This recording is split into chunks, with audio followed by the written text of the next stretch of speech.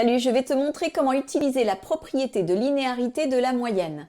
On va travailler sur un exemple concret, on est dans une aciérie et voici les longueurs des différentes pièces. Par exemple, il y a 42 pièces qui ont une longueur de 14,7 cm. On me demande tout d'abord de calculer la moyenne de cette série. Je te rappelle qu'il faut multiplier chaque valeur par son effectif d'apparition.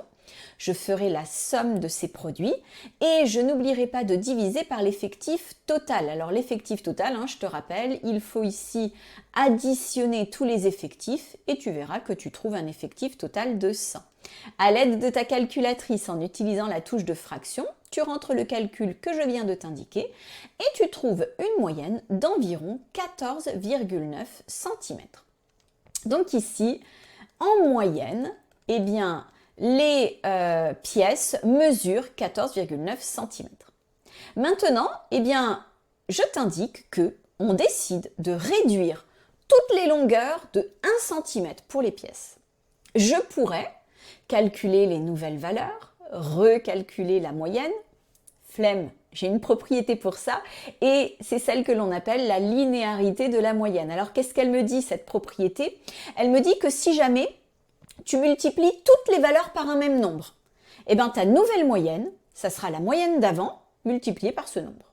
Par exemple, si je te dis on double toutes les valeurs de cette série, ta nouvelle moyenne, ça sera le double de la moyenne de tout à l'heure. Donc le double de 14,9, eh bien on est à environ 29,8 cm.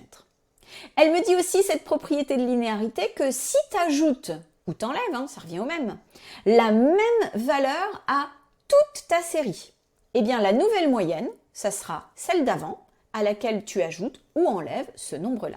Alors moi, c'est le cas de ma situation puisque je t'ai dit que on allait réduire de 1 cm eh bien toutes les pièces. Ça veut dire que ma nouvelle moyenne, allez, je l'appelle moyenne prime, eh bien ça va être l'ancienne à laquelle j'enlève tout simplement 1. Alors là, tu vois, c'est vraiment un jeu d'enfant à calculer. Et je trouve ici 13,9 cm au plat environ, puisque c'était déjà une valeur approchée tout à l'heure. Bon, t'as vu, ça permet de gagner un maximum de temps et c'est vraiment pas compliqué à mettre en œuvre. Et moi, je te dis à plus pour d'autres astuces.